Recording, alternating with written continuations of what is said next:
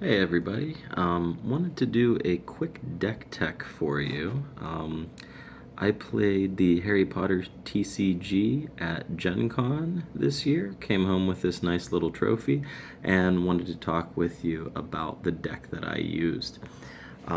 My starting witch or wizard is Professor Minerva Mcgonagall. She has the ability of once per game discarding the adventure your opponent has played.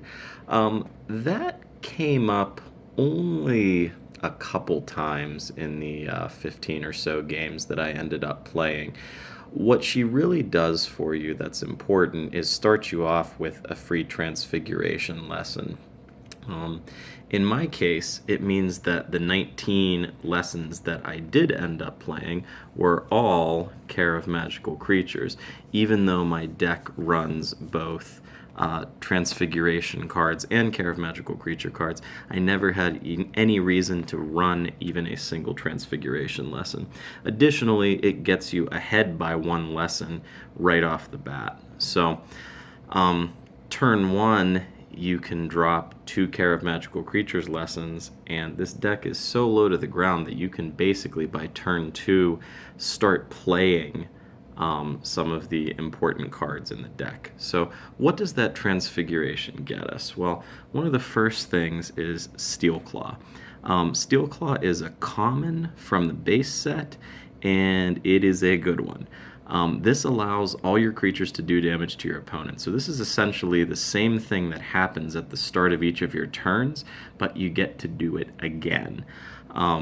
This regularly represents in this deck 5, 8, 10 damage for only a 4 power requirement on the cost there. So it's a solid card. It's really worth building a deck around, and this was essentially where we started. So obviously what you want to do in a deck like this is have lots of creatures putting out the maximum amount of damage possible. And that's where our old friend Black Bat comes in. Black Bat is possibly the strongest creature in the game in terms of the value that it gets you. When you play this card, you're immediately dealing 2 damage. Doesn't matter what else happens to the Black Bat. If they immediately deal with it the following turn, you are still getting that 2 damage in. And it only costs 4. This deck is also running 4 Cunning Foxes, which cost 5 and are still a solid choice. What you will notice here is that when you play a Black Bat as compared to a Cunning Fox, on turn 1, your Black Bat is going to immediately deal 2 damage. Your Cunning Fox isn't going to do anything. At the start of turn 2, your Cunning Fox is going to deal 3 damage, and now your Black Bat has dealt 4 damage. At the start of turn 3, your Black Bat has now dealt 6, and your Cunning Fox has now dealt 6. So this essentially requires your creatures to be in play till the 3rd turn for them to even have equivalent damage, even though the Black Bat costs less, and that assumes they both stay in play. If your opponent deals with one of these creatures, your Black Bat has already got that damage in immediately. So you can see how that is a very strong creature. That Cunning Fox at 5 is actually the top end of this deck. We don't run anything more expensive than a 5, and in fact, that is the only 5 cost card in the game. Everything, and in the deck rather, everything else is 4 or less. So let's look at some of these other cards. The Baby Dragon for 3 also puts 3 damage on the table, has 1 extra health, though that rarely comes up. If a deck is dealing with your creatures via damage, they're going to be able to deal 1 or 2. It's not really distinct. This does require you to discard one of your creature lessons from play, but again, with a top end of your curve only being 5, this is really not a problem. It's very common to drop a Black Bat followed up with a Baby Dragon, discarding your 4th lesson from play and having 3, and then your next turn you can play another Baby Dragon. You can see how it really doesn't require very many lessons in play to function. Norbert is essentially an even stronger version of the baby dragon. Yes, it requires discarding 2 of your lessons from play, but 5 damage a turn with a more resilient 3 health is quite excellent. His main drawback is actually that he's unique, so there are only 2 in the deck in this case. Now, what other creatures are we running here? Well, we're running 2 Trevors. Trevor is also a unique, but what he does for us is whenever a spell card damages you, you can let Trevor just take that damage instead. Against decks that rely on spells to deal damage to you, Trevor is great. So not only does he get back those lessons that you've discarded from things like Baby Dragon, Norbert, or even just damage in general, he also is preventing quite a bit of damage. Yes, he's unique, but that's rarely a drawback because when he takes the damage, he gets discarded and you can just play another one. So, the other thing that we're running here is Delivery Owl. Again, this is something that requires us discarding one of our lessons from play, but what it allows us to do is before each of our turns draw a card.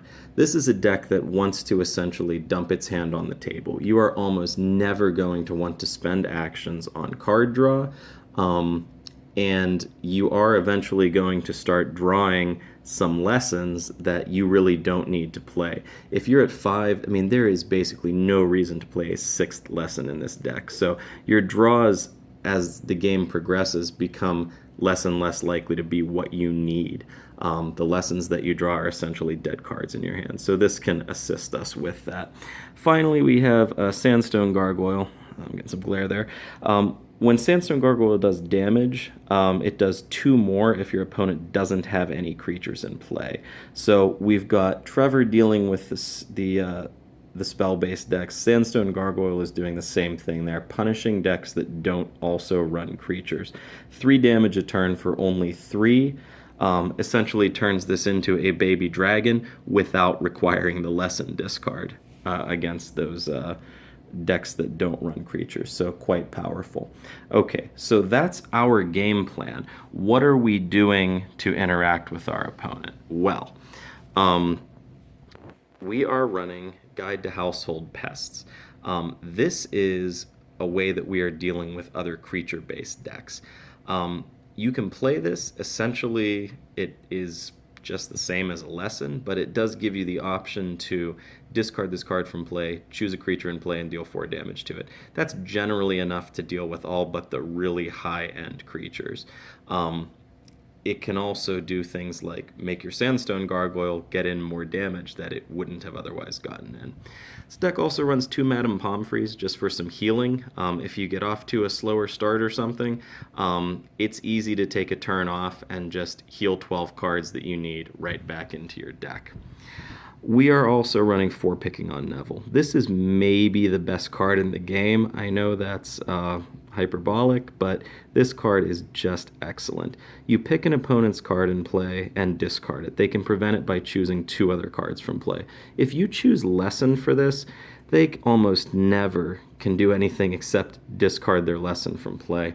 We're complementing that with Dobby's Disappearance, which allows you to, for example, return a lesson to their hand and then get yet another action. When you're getting extra cards off Delivery Owl, extra actions off Dobby's Disappearance, you can really just set them way back.